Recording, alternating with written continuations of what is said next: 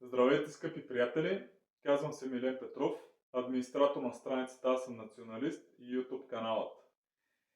Днес искам да изкажа моето мнение за случая в Пловдив, а именно убийството на 37 годишния мъж, заловен от група, представяща се за ловци на педофили.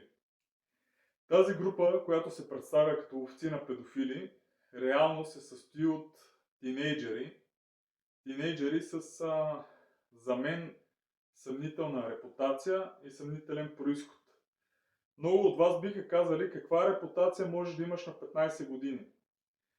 Забелязах в профилите им в социалните мрежи, че те се възхищават на наркомани. Дори една от съучастничките, профила ѝ е наркоманката от тавана, което за мен е изключително възмутително и такива хора те трябва да бъдат преследвани, а не трябва те да преследват когото и да било на първо място.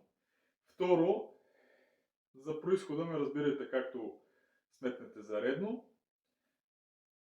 И трето, този конкретен лов абсолютно няма връзка с, според мен, това, което е правил Ален Симеонов като истински лов на педофили. А именно залавяне на предполагаем педофил, който има фактология, хронология, чатове, разговори записани, предаване на полиция, излъчване всичко това на живо, за да не може след това да се каже, нали, ама то стана така, ама те ме ограбиха, но те ме биха или ме унижаваха. От известно време на сам Ален Симеонов правеше точно такива видеа, в които хващаше педофили. И тук е момента да кажем, че дори той самият реши, че те не са точно педофили, защото границата, която те преследват, доста се дигна и те преследват 15-16 годишни момичета главно. Моето лично мнение е, че това наистина не са точно педофили, че Ален Симеонов със сигурност е хванал педофили, да, така е, но не всички. Повечето от тях са невменяеми, като най-вероятно където е бил и този човечец, където са го били, наивни, селски асоциални типове, които са видяли една възможност в целия свят някой да им обърне внимание. И този някой е момиче на 15 години. Те са пренебрегнали принципи, ако изобщо са имали такива, и са казали: сега ние ще отидем и ще се запознаем с това момиче, защото може и да излезне нещо. Да, голяма част от тях са бокуци. Да, голяма част от тях са перверзници. Да, съгласен съм за тези неща. Но има и такива, които за мен не са истински педофили. И те са по-голямата част.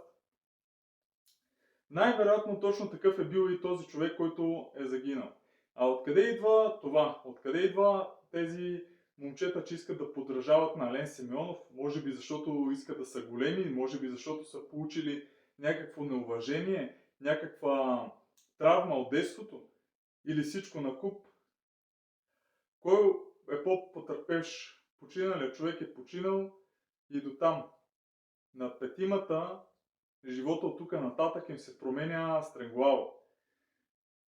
Със сигурност те ще си получат много голяма поука, защото все още не са влезнали в истинския живот, все още не са имали един работен ден през живота си, все още не са видяли как се изкарват парите, все още не са осъзнали къде се намират, все още са по училищата и то в 10-11 клас. И тези хора от тук нататък те приключват. Те ще имат поне едни 5 до 7 до 10 години лишаване от свобода, нищо че са непълнолетни, защото това е много тежко убийство, обществено значимо. Със сигурност ще си получат заслуженото и техният живот ще приключи до тук. Така че, общо взето, тук няма човек, който да е победител от тази ситуация. Ако бяха направили лова по начина, по който го правеше Ален, ако бяха извикали полиция, ако бяха предали чатовете, а не да ограбват жертвата, което е недопустимо, тогава можеше всичко да продължи по план, да продължава да се налага натиск на педофилските среди, да продължава да се търси истинските извратеняци, истинските виновници, но не и да се посяга на човешки живот.